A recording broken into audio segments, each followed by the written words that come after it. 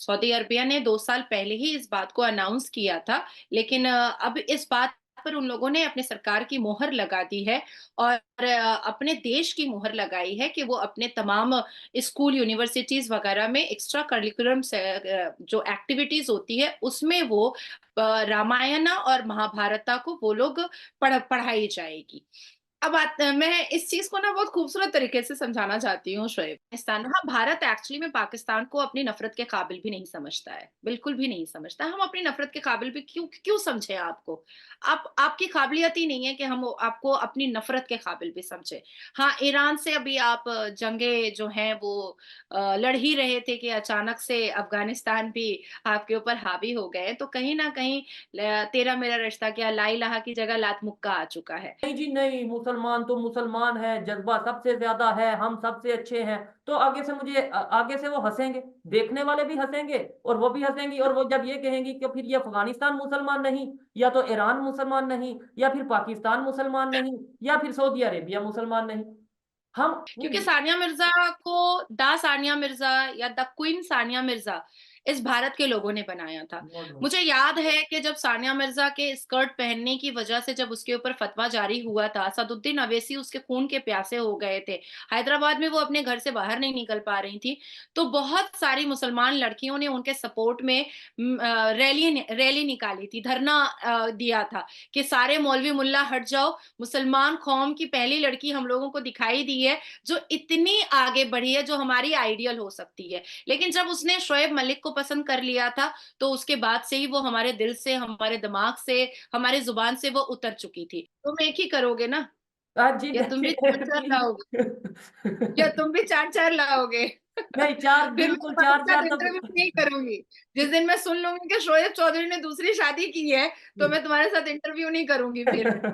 और इंडोनेशिया ने ये घोषित किया है कि हमारे पूर्वज जो हैं वो भगवान राम हैं। ये इंडोनेशिया ने पहले भी घोषित किया था, जब अटल बिहारी वाजपेयी जी जो हमारे पूर्व प्रधानमंत्री हैं, जब इंडोनेशिया के दौरे पर गए थे, तब भी उन्होंने घोषित किया था। जी तो दोस्तों, मैं हूं सुहेब चौधरी और आप देख रहे हैं मेरा और आपका YouTube channel real entertainment TV. सबसे पहले आपकी मोहब्बतों का बहुत शुक्रिया कि आप मेरे काम को पसंद करते हैं, लेकिन अगर किसी ने अभी तक इस चैनल को सब्सक्राइब नहीं किया तो सब्सक्राइब कर दें ताकि हर आने वाली वीडियो आप तक पहुंच सके। आज इस टॉपिक पे, आज इस खबर पे हम बात करने वाले हैं। शायद वो खबर पाकिस्तान के मौलाना हजरात तक नहीं पहुंची, क्योंकि अगर वो खबर पहुंची होती तो अभी तक सऊदी अरेबिया पर फतवा लग चुका होता हिंदू होने का। शायद वो खबर अभी तक पाकिस्तान के मेन स्ट्रीम मीडिया तक नहीं पहुंची, क्योंकि अगर वो खबर पाकिस्तान के मेन स्ट्रीम मीडिया पर चलती तो शायद पाकिस्तान के लोगों में ये चीज वायरल हो चुकी होती कि भाई हिंदुस्तान ने या हिंदुओं ने सऊदी अरेबिया के ऊपर कोई साजिश कर दी है। शायद वो खबर पाकिस्तान के सोशल मीडिया तक नहीं पहुंची, क्योंकि वो खबर ये है कि सऊदी अरेबिया ने यह फैसला किया है कि वो अपने स्टूडेंट्स को महाभारत और रामायण पढ़ाएंगे।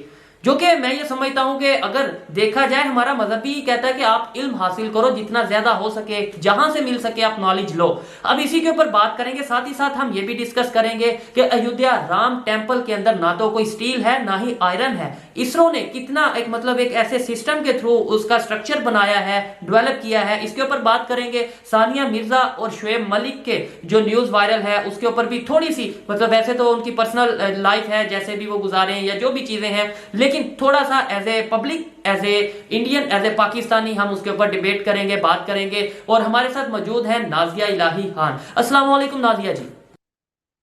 जय जय श्री राम। बस कुछ घंटे का इंतज़ार है और उसके बाद इतने बड़े 500 वर्षों की तपस्या जो है वो पूरी होगी।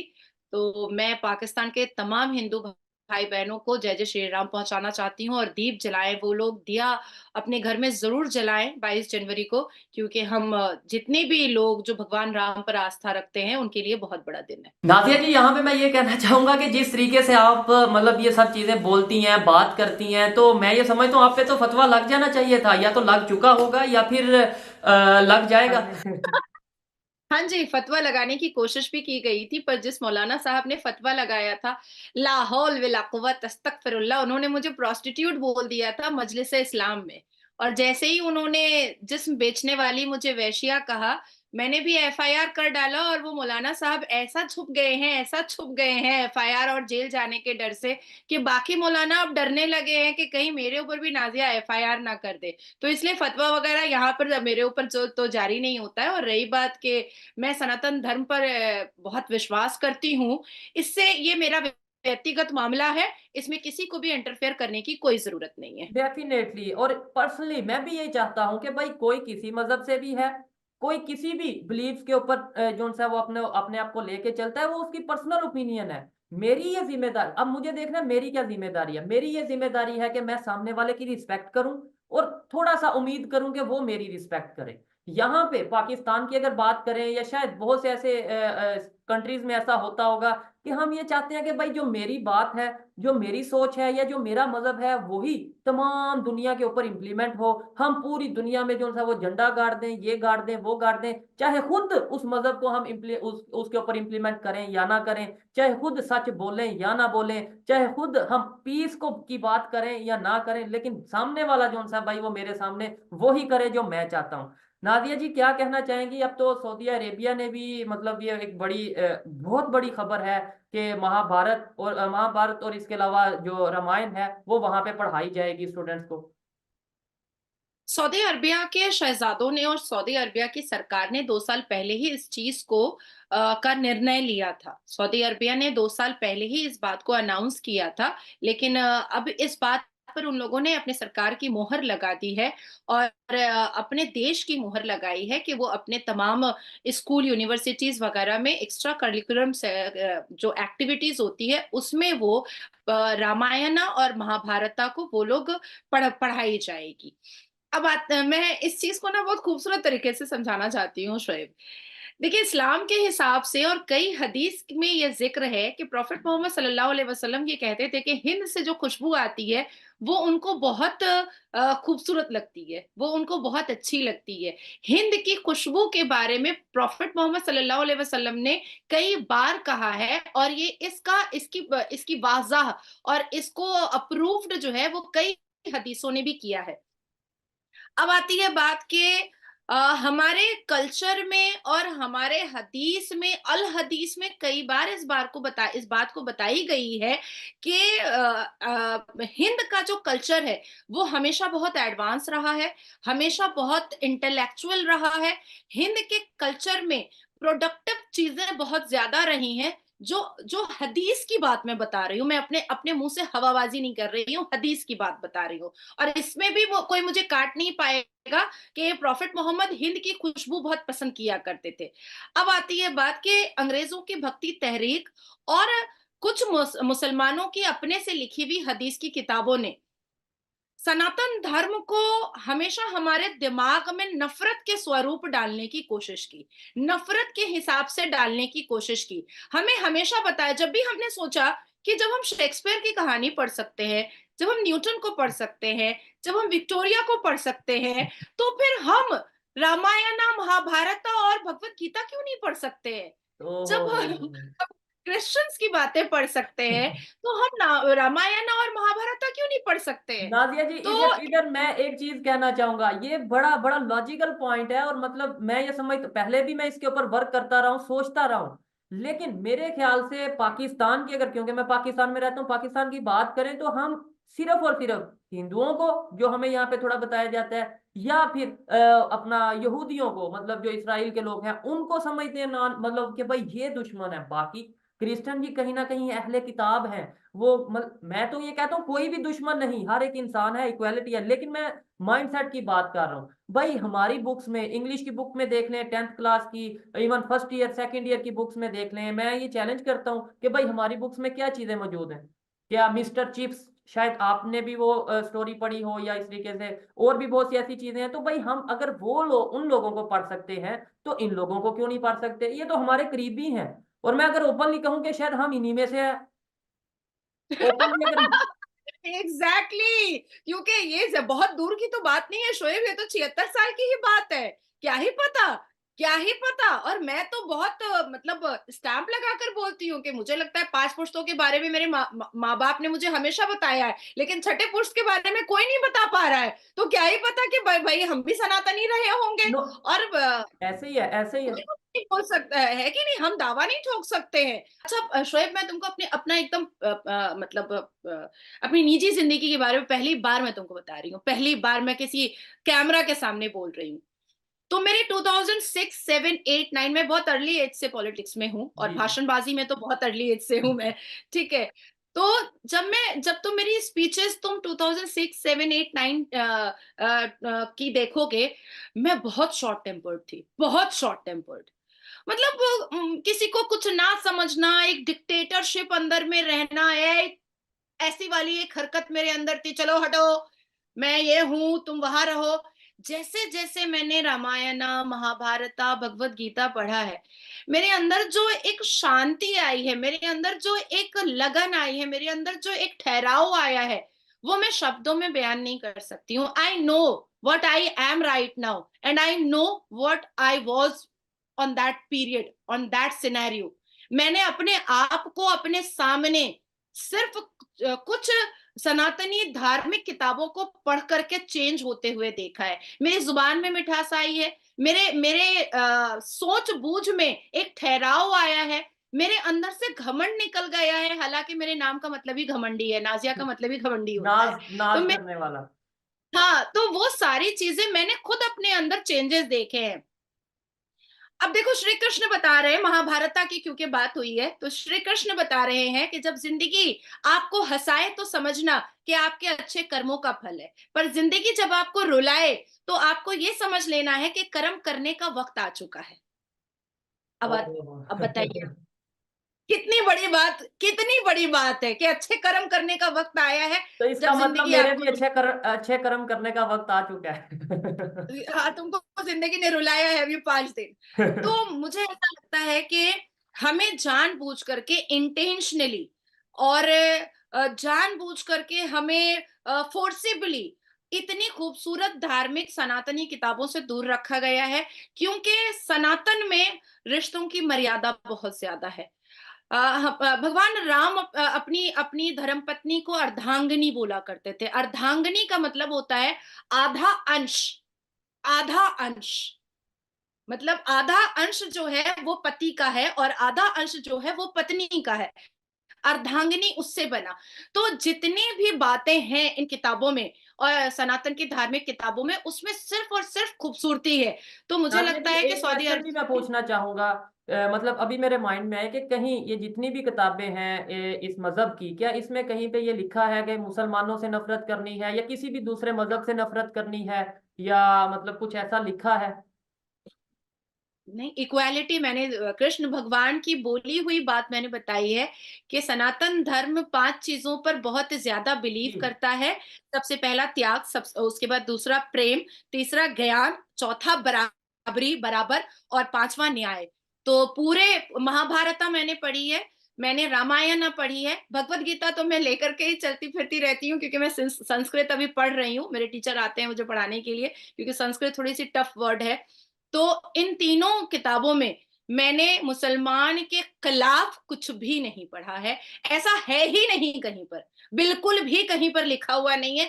मुसलमान तो क्या, किसी भी धर्म के साथ या किसी भी धर्म के व्यक्ति के साथ कुछ गलत करो, ये है ही नहीं कहीं पर लिखा हुआ। और इसकी सबसे बड़ी मिसाल, क्योंकि मैं भारत में बैठी हुई हूँ और भारत के कई राज्यों में मैं घूमती टहलते रहती हूँ, आते जाते रहती हूँ, तो मैं जिम्मेदारी के साथ कह रही हूँ कि अगर ये सनातनी वाकई में वायलेंस होते, तो 14% मुसलमान सीना चौड़ा करके मोदी जी को गाली नहीं दे रहे होते।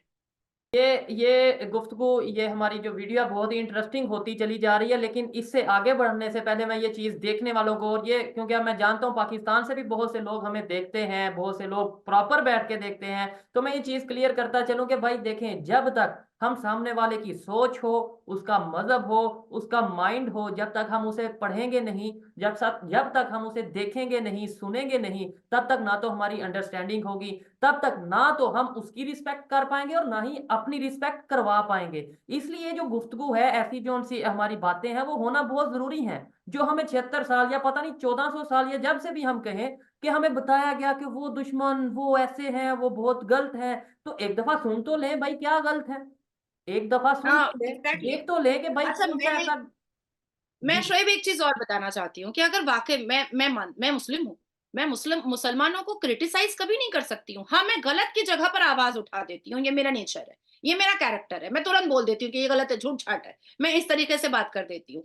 मैं कहना चाहती हूँ कि वाक़ई में हमारे भारत के मुसलमान और पाकिस्तान के मुसलमान अगर अल कुरान से 30 पारे से इतनी मोहब्बत करते हैं, हमारे प्रॉफेट मोहम्मद सल्लल्लाहु अलैहि वसल्लम से इतनी मोहब्बत करते हैं, तब तो नाज़िया की आवाज़ में आवाज़ मिला देना चाहिए, क्योंकि पूरे अल कुरान में 72 वर्जिन हूर का कहीं पर ज़िक्र नहीं है। तो जितने मौलाना बोल रहे हैं, उनके विरोध में तो हमें खड़ा होना चाहिए। उनको तो कड़े शब्दों में कहना चाहिए कि आप मेरे मेरे इस्लाम को और मेरे कुरान को आप इस तरीके से आप बेइज़्ज़त नहीं कर सकते हैं, क्योंकि पूरे अल कुरान में कहीं पर भी 72 वर्जिन हूर का ज़िक्र नहीं है। अच्छा, हमारा अल कुरान कहता है फ़िरका परस्ती मत करो। खुदा पाक ने, अल्लाह तबारक ताला ने कई सूरतों में, कई आयतों में कहा है, अपने कई मैसेंजर्स को, जिब्राइल अलैहिस्सलाम को, अबू मरतहत को भेज करके कहा है कि भैया बोलो कि सारे इस्लाम वाले एक रस्सी से बंधे हुए हैं और वो है कुरान, सिर्फ उससे। इसमें कहीं पर देवबंदी, शिया, सुन्नी नहीं आ रहा है। आप सबने कुरान पढ़ना है। अब आती है बात, लेकिन कोई मेरी आवाज़ में आवाज़ नहीं मिला रहा और मैं बार-बार कह रही हूँ कि मौलाना हम लोगों को बेवकूफ़ बना रहा है। उसके बाद फिर मैं कह रही हूँ कि देखिए, हमारा कुरान साफ लफ्जों में कम से कम भी तो 21 बार कहा है कि मजार परस्ती गुनाह है। इट्स एन अनपैर्डनेबल सिन। ऐसा गुनाह कि जो लोग एक बार मजार में शिरकत कर देते हैं, उनको जन्नत तो क्या, जन्नत की खुशबू भी मुयस्सर नहीं होगी। तो जितने मजारें बनी हुई हैं, हम उसके खिलाफ आवाज क्यों नहीं उठाते अगर हम कुरान के मानने वाले हैं तो जो मौलाना लोग गलत कर रहे हैं, क्या हमें उसके खिलाफ आवाज नहीं उठानी चाहिए अपने इस्लाम को सेफ और सिक्योर करने के लिए? शायद तो ये शायद तो इधर मुसलमान कर कंसेप्ट नहीं रहे। नादिया जी, शायद इधर कंसेप्ट ये है कि हर एक ने मज़हब को अपने तौर पे जहाँ पे उसे फ़ायदा नज़र यस। आता है, वहाँ से मज़हब को उठाता है। कोई कहता है कि भई इस्लाम में है कि जिहाद करो तो चलो बस जिहाद ही करो। कोई कहता है जी ये मतलब हर एक ने अपने-अपने माइंड से अपने-अपने फ़ायदे के लिए लोगों के जज़्बात के साथ खेलते अपने नज़र आते हिसाब हैं। से इस्लाम लिख दिया है, ऐसा ही अपने हिसाब से इस्लाम बना दिया है। और अब ये हम चीज़ जैसे लोग जो कुरान के हिसाब से बात करते हैं, हम लोग बुरे हो गए हैं। हम लोग खराब हो गए हैं भाई, हम तो कुरान के हिसाब से बात कर रहे हैं। और मैं तो साफ बोलती हूँ कि मैं अल्लाह की मानने वाली हूँ, मैं मुल्ला की मानने वाली नहीं हूँ। मुझे अल्लाह और बंदा, मैं अल्लाह की बंदी हूँ। अल्लाह और बंदे के बीच में किसी दलाल की मुझे ज़रूरत तो नहीं है, मैं प्रॉपर्टी थोड़ी खरीदने जा रही हूँ, जो एक ब्रोकर की मुझे ज़रूरत पड़ेगी। मुझे किसी दलाल की ज़रूरत नहीं है। अल्लाह जाने, बंदा जाने, मैं हाथ उठाऊँगी, मुसल्ला बिछाऊँगी और मैं अपने अल्लाह से माँगूँगी। नादिया जी काफ़ी आज आप मतलब स्ट्रेट फॉरवर्ड बातें कर रही हैं, पहले भी ऐसी ही करती हैं लेकिन थोड़ा-सा माहौल को नॉर्मल करने के लिए हम जाते हैं। अभी सानिया मिर्ज़ा और शुएब मलिक की जो खबर आप तक भी डेफ़िनेटली पहुँची होगी। पाकिस्तान, इंडिया दोनों के सोशल मीडिया पे बहुत ज़्यादा social media main stream media पे बहुत ज़्यादा वायरल है। उसके ऊपर क्या कहना चाहेंगी? इंडिया के लोग उसके ऊपर क्या अपनी ओपिनियन रखते हैं कि मतलब जो सानिया मिर्ज़ा के साथ हुआ या जो शुएब मलिक ने किया, फिर उसके बाद दूसरी शादी की, इसके ऊपर मतलब डेफ़िनेटली डिस्कशन तो वहाँ पे होती होगी आपकी गैदरिंग में या जो भी सोशल मीडिया पे। नहीं, ऐसा है शोएब कि हमारे भारत में इस बात को लेकर के कोई डिस्कशन नहीं हो रहा है और ना ही कोई डिबेट हो रहा है। क्योंकि नहीं, सानिया मिर्ज़ा को द सानिया मिर्ज़ा या द क्वीन सानिया मिर्ज़ा इस भारत के लोगों ने बनाया था। No, no. मुझे याद है कि जब सानिया मिर्ज़ा के स्कर्ट पहनने की वजह से जब उसके ऊपर फतवा जारी हुआ था, असदुद्दीन अवैसी उसके खून के प्यासे हो गए थे। हैदराबाद में वो अपने घर से बाहर नहीं निकल पा रही थी। तो बहुत सारी मुसलमान लड़कियों ने उनके सपोर्ट में रैली निकाली थी, धरना दिया था कि सारे मौलवी मुल्ला हट जाओ, मुसलमान कौम की पहली लड़की हम लोगों को दिखाई दी है, जो इतनी आगे बढ़ी है, जो हमारी आइडियल हो सकती है। लेकिन जब उसने शोएब मलिक को पसंद कर लिया था, तो उसके बाद से ही वो हमारे दिल से, हमारे दिमाग से, हमारी ज़ुबान से वो उतर चुकी थी। और देखिए, शोएब मलिक के पास सुन्नत रसूल का एक बहुत बड़ा चाबी है। वो यही कहेगा कि मैंने तो सुन्नत किया है, मैं तो अभी 3 किया हूँ, अभी मैं 9 और कर सकता हूँ, क्योंकि जायज़ है भाई, 12 शादियाँ तो जायज़ है, तो वो तो कर ही सकता है। तो गलती सानिया मिर्ज़ा से हुई है, और आज वो जिस भी सिनेरियो को देख रही हैं, या वो जिस भी जगह जाकर खड़ी हुई हैं, वो उस जगह पर आना ही था उनको, क्योंकि कर्मा इज़ बूमेरैंग। भारत को पाकिस्तान की वजह से बहुत सारी इंसिडेंट और एक्सीडेंट देखनी पड़ी है, और सानिया मिर्ज़ा कोई जाहिल जपट औरत या घर में बैठने वाली औरत नहीं थी। वो एक बहुत सक्सेसफुल औरत थी, और वो सारी चीज़ों को अपनी खुली आँखों से देख रही थी। वो बहुत रिनाउंड और फेम औरत थी। तो वो निर्णय अगर लेना चाहती थी कि हमको भई अपने इस्लाम के मज़हब के ही लड़के से शादी करनी है, तो पाकिस्तान छोड़ के वो किसी भी 56 मुस्लिम ममालिक और थे। 57 की जगह एक को अगर छोड़ दी तो 56 मुस्लिम मुल्क और थे। वो वहाँ पर से कहीं से भी वो शादी कर सकती थी। पर पाकिस्तान के शोएब मलिक से शादी करने का फैसला उनका अपना था। हालाँकि शोएब मलिक तब भी शादीशुदा था। हैदराबाद की एक लड़की से वो शादी कर चुका था। तो ये उनका अपना पर्सनल मैटर है। अब वो रो करके इसको झेलें या हँस करके झेलें, ये उनके ऊपर डिपेंड करता है। ये इंडिया की तरफ से ओपिनियन आप तक पहुँची और पाकिस्तान से अगर मैं अपनी पर्सनल ओपिनियन दूँ इस मामले के ऊपर, वैसे तो वो उनका एक फैमिली मैटर है, लेकिन फिर भी क्योंकि एक वो सेलिब्रिटी हैं, सानिया मिर्ज़ा हो या शोएब मलिक, लेकिन इसके ऊपर मैं यही कहना चाहूँगा कि देखें, हमें ट्रस्ट अपना बनाना है। जब हम इस तरीके से करेंगे, इस लेवल पे आके, इस पोज़ीशन पे आके, और वो भी एक ये नहीं कि मतलब आप कहें कि यार 1 माह, 6 माह, साल, 2 साल रहा, फिर चल नहीं पाए तो इस वजह से हमने 14 साल आप एक इंसान के साथ रहते हैं, आपकी औलाद है, और फिर इस तरीके से जब हम करते हैं और फिर ये भी चीज़ सामने रखने की ज़रूरत होती है कि भई ऐसे तुम कंट्री एक ही से वो करोगे ना बिलॉन्ग शोएब? करती हैं, वो ऐसे तुम कंट्री एक से ही बिल करोगे ना? जी, जी। तुम एक ही करोगे ना? जी, या तुम भी 4-4 लाओगे? या प्लीज़। तुम भी 4-4 लाओगे? नहीं, 4 फिर मैं बिल्कुल तुम्हारे साथ 4-4 तो इंटरव्यू नहीं करूँगी। जिस दिन मैं सुन लूँगी कि शोएब चौधरी ने दूसरी शादी की है, तो मैं तुम्हारे साथ इंटरव्यू नहीं करूँगी फिर। जी, बिल्कुल ऐसा ही है। नाज़िया जी, और बिल्कुल ये देखिए हमें अपना ट्रस्ट खुद बनाना है। जब हम ऐसा करेंगे और वो भी इस पोज़ीशन पे आके, उस लेवल पे आके कि जब आपको पूरी दुनिया देख रही है और आपका इमेज नहीं, आपके पूरे कंट्री का इमेज है आपके साथ जुड़ा हुआ।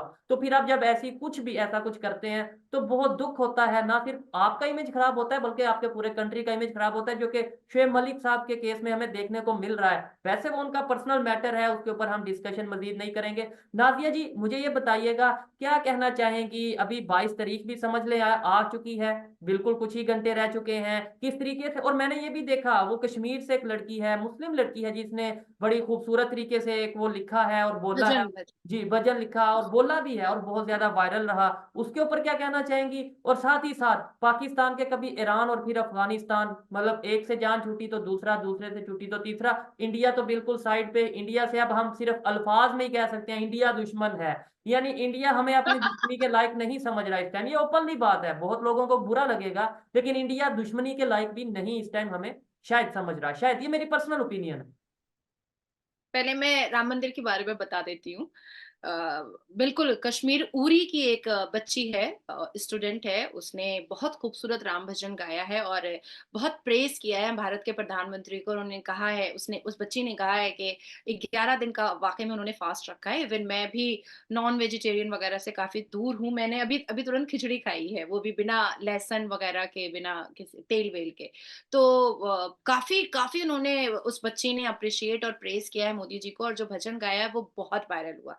साथ ही साथ जर्मन की एक बहुत छोटी-सी बच्ची है, शायद 14 या 15 साल की है, उसने भजन गाया है, जर्मन की है। बहुत प्यारी-सी है, बहुत सुंदर-सी है, मैं तुमको लिंक भेजूँगी, तुम ज़रूर सुनना। और जो भजन गाया है भगवान राम की भक्ति में, मतलब मैं तो पूरी मैं हो गई थी, मतलब खो गई थी। उसके बाद मैं कहूँगी कि अफ़गानिस्तान ने हमें हमारी सरकार को बहुत खूबसूरत तोहफ़ा भेजा है। राम अयोध्या के इनॉग्रेशन के महोत्सव पर, उत्सव पर भेजा है। यूके में आज असेंबली के अंदर भगवत गीता के पाठ से आज असेंबली शुरू की गई थी, और इंडोनेशिया ने ये घोषित किया है कि हमारे पूर्वज जो हैं वो भगवान राम हैं। ये इंडोनेशिया ने पहले भी घोषित किया था, जब अटल बिहारी वाजपेयी जी, जो हमारे पूर्व प्रधानमंत्री हैं, जब इंडोनेशिया के दौरे पर गए थे, तब भी उन्होंने घोषित किया था। और अभी 2 दिन 3 दिन पहले हमारे आसाम के मुख्यमंत्री जब वहाँ पर गए हैं, तो इंडोनेशिया ने तब भी ये बात कही कि हम अपने पूर्वजों से, हम राम से जुड़ते हैं और हमारे पूर्वज भगवान राम हैं। तो ये 4-5 चीज़ें थी जो मुझे आपको बतानी थी कि भगवान राम। और अब ये मैंने पहले भी बताया हुआ था कि यूके और अमेरिका और बहुत सऊदी जी अरबिया, बिल्कुल। कई जगहों पर लाइव टेलीकास्ट होगा, ये भी मैंने बताया हुआ था, राम मंदिर को लेकर के। अब आपके बारे में बात करती हूँ, पाकिस्तान। लेकिन लेकिन वाक़ई यहाँ में पे आप एक हमारी चीज, बराबर। एक मैं अपनी प्रोडिक्शन करता चलूं कि जिस तरीके से 22 तारीख को राम मंदिर के हवाले से पूरे हिंदुस्तान में जिस तरीके से एक जश्न का माहौल होगा, शायद ये मेरी पर्सनल ऑब्जर्वेशन है या ओपिनियन है, शायद उसी तरीके से जो उसी अयोध्या में जो अब्दुल्ला मस्जिद है जब उसकी इनॉग्रेशन होगी, शायद उतना ही जश्न तभी होगा। ये मेरी ओपिनियन है। और वो चीज नहीं कोई दिखाएगा मीडिया, वो हम उसके ऊपर शायद उस तरीके से बात नहीं करेंगे कि भाई देखें वो मस्जिद को किस तरीके से सेलिब्रेट कर रहे हैं, वो मस्जिद की मतलब किस तरीके, और शायद हिंदू भी वहां पे आए, शायद मुस्लिम मुस्लिम तो डेफिनेटली जाएंगे, हिंदू भी वहां पे जाएंगे। अब आपकी बात कर लेते हैं जी। अफगानिस्तान। हाँ, भारत एक्चुअली में पाकिस्तान को अपनी नफरत के काबिल भी नहीं समझता है, बिल्कुल भी नहीं समझता। हम अपनी नफरत के काबिल भी क्यों क्यों समझे आपको? आप आपकी काबिलियत ही नहीं है कि हम आपको अपनी नफरत के काबिल भी समझे। हाँ, ईरान से अभी आप जंगे जो हैं वो लड़ ही रहे थे कि अचानक से अफगानिस्तान भी आपके ऊपर हावी हो गए, तो कहीं ना कहीं तेरा मेरा रिश्ता क्या, ला इलाहा की जगह लात मुक्का आ चुका है। और एक इतना बड़ा जो मतलब एक कॉन्स्पिरेसी और एक पर्दा जो ढका गया था कि नहीं, मुसलमान कहीं भी रहे वो एक होता है, मुसलमान किसी कोने में भी रहे वो एक होता है। अरे भैया, नहीं होता है। मुसलमान क्रिश्चियन के साथ रहेगा वो लड़ेगा, मुसलमान हिंदू के साथ रहेगा वो लड़ेगा, मुसलमान यहूदी के साथ रहेगा वो लड़ेगा, मुसलमान पारसी के साथ रहेगा वो लड़ेगा, मुसलमान बौद्ध के साथ रहेगा वो लड़ेगा, मुसलमान ईसाई के साथ रहेगा वो लड़ेगा। पर मुसलमान अगर मुसलमान के साथ रहेगा तो भी लड़ेगा, वो तब भी नहीं रुकेगा। इनके साथ रहेगा तो इनको डिक्टेटरशिप समझाएगा, और अपने 72 फिरका के साथ रहेगा तो फिर एक दूसरे को डिक्टेटरशिप समझाएगा। तो ये मुसलमानों के रगों में है, ये मुसलमानों के ब्लड में है, ये मुसलमानों के दिमाग में है, ये मुसलमानों को पढ़ाया और सिखाया गया है डिक्टेटरशिप। जब तक हम डिक्टेटरशिप अपने दिमाग से हटा करके एक महज इंसान और मनुष्य नहीं बन जाते हैं, तब तक हमारे जो अंदर में एक ज्वालामुखी है, तुम गलत मैं सही, तुम बुरे मैं अच्छी, तुम खराब मैं अच्छी, ये चीजें हमें दिमाग से जब तक हम नहीं निकालेंगे, तब तक ना हम कामयाब होंगे, ना हमारा मुस्तकबिल अच्छा होगा, ना हम सुकून से रह पाएंगे, और ना हम अपने अपने देश और अपने लिए अच्छा बेहतर कर पाएंगे। पर ये तो प्रॉब्लम मुसलमानों का है कि वो समझना ही नहीं चाह रहे हैं। और जो मुसलमान समझ लिया है, वो पूरी दुनिया पे हमेशा अपना छाप छोड़ा है। एपीजे अब्दुल कलाम, तारिक फतेह साहब, ऐसे कई कई मिसालें हैं। नाजिया जी, मैं आपकी बात से काफी हद तक एग्री करता हूँ, और हर एक की अपनी अपनी ओपिनियन है, कोई एग्री करे कोई डिसएग्री करे। और मैं लास्ट में यही कहना चाहूंगा कि देखें, कुछ लोगों का शायद ये भी शिकवा रहता है कि ये नाजिया इलाही खान या इस तरीके से किसी भी पर्सनैलिटी को बुलाता है और उनसे, और ये कहा जाता है उनसे पाकिस्तान की इंसल्ट करवाता है, अपनी इंसल्ट करवाता है। मुझे बताएं, अगर आज नाजिया इलाही खान कह रही है कि भाई मुसलमान जो सा है वो आपस में भी लड़ते हैं, तो क्या एग्जाम्पल मौजूद नहीं पाकिस्तान और अफगानिस्तान की, पाकिस्तान और ईरान की, ईरान और सऊदी अरेबिया की, ईरान और इराक की एग्जाम्पल मौजूद नहीं है? मतलब मैं क्या क्या काउंटर करूं? किसी के पास काउंटर आंसर है, कोई काउंटर लॉजिकल बात है तो आके आप कर लो, मेरे पास तो काउंटर नहीं है। लेट्स सपोज हाँ, मुझे जिसको भी मुझे खाना है। लेट्स सपोज मुझे ये लगता कि नाजिया इलाही खान झूठ बोल रही है, नाजिया इलाही खान ने कहा कि भाई मुसलमान आपस में लड़ते हैं, मेरे पास कोई लॉजिक होता तो मैं उसको दे देता। क्योंकि मैं हाँ हाली ये कह दूं नहीं जी नहीं, मुसलमान तो मुसलमान है, जज्बा सबसे ज्यादा है, हम सबसे अच्छे हैं, तो आगे से आगे से वो हंसेंगे, देखने वाले भी हंसेंगे और वो भी हंसेंगी। और वो जब ये कहेंगी कि फिर ये अफगानिस्तान मुसलमान नहीं, या तो ईरान मुसलमान नहीं, या फिर पाकिस्तान मुसलमान नहीं, या फिर सऊदी अरेबिया मुसलमान नहीं, हम मैं करूं तो करूं क्या? हमें यही देखने की जरूरत है कि जहां पे हमारी गलतियां हैं, चाहे वो पाकिस्तान हो या दुनिया का कोई भी कंट्री हो, जहां पे हमारी मिस्टेक्स हैं हम उन्हें समझें, हम उन्हें बेहतर करें। अदरवाइज हम अभी पर्दा डाल देंगे कि नहीं जी अपनी गलतियों पे बात नहीं करनी, इंडिया वालों से इंसल्ट नहीं करवानी, वो इंसल्ट नहीं कर रहे। आज ये भी चीज मैं शायद हीट ऑफ द मोमेंट मैं ये बात करने वाला हूँ या जो भी है, ये भी चीज मैं आपको क्लियर कर दूं, आज नाजिया इलाही खान आज अभिषेक मिश्रा, आज कोई भी इंडिया से हमारे चैनल में बैठते हैं, तो शायद अगर हमारी यही सिचुएशन रही, यही हमारे करतूत रहे, यही कारनामे रहे, तो 5 साल 10 साल बाद ये लोग नहीं बैठेंगे। वो समझेंगे कि यार ये छोड़ो इन्हें, ये तो इसी तरीके से बस चलेंगे, इन्हें समझाना, इवन इनसे बात करना भी फजूल है। मुझे ये चीज नजर आ रही है। अभी भी वक्त है, हमें समझने की जरूरत है, अभी भी वक्त है। अगर वो कड़वा बोल रहे हैं, लेकिन कहीं ना कहीं मैं श्योरिटी से कहता हूं, कहीं ना कहीं कोई रिलेशन है, तो वो हमारे से कड़वा बोल रहे हैं। हमें इन चीजों को समझने की जरूरत है। हमें जज्बात से बाहर निकलकर बात करने की जरूरत है, लॉजिक के साथ बात करने की जरूरत है, और रिलेशन तमाम कंट्रीज के साथ बेहतर करने की जरूरत है। नाजिया जी, बहुत शुक्रिया आपके वक्त का, आपने टाइम दिया। और आज की खासतौर पे जो डिस्कशन रही है, वीडियो मेरे लिए बहुत इंटरेस्टिंग रही। जिस तरीके से आपने बुक्स के बारे में बताया, जिस तरीके से आपने बताया कि उन बुक्स में क्या क्या कुछ लिखा गया है, जो शायद पूरी दुनिया को पता होना चाहिए, और अगर पूरी दुनिया उसके ऊपर अमल करेगी तो शायद बेहतरी आएगी, कुछ खराबी नहीं आएगी। देखने वालों से कहूंगा कि उन्हें नाजिया जी की बातें कैसी लगी कमेंट में जरूर बताइएगा। मेरी ओपिनियन, मेरे क्वेश्चन कैसे लगे कमेंट में जरूर बताइएगा। लेकिन ये मेरे पर्सनल क्वेश्चन थे, पर्सनल ओपिनियन थी, कोई एग्री और डिसएग्री कर सकता है। मिलते हैं नेक्स्ट वीडियो में, तब तक के लिए पीस आउट, अल्लाह हाफिज।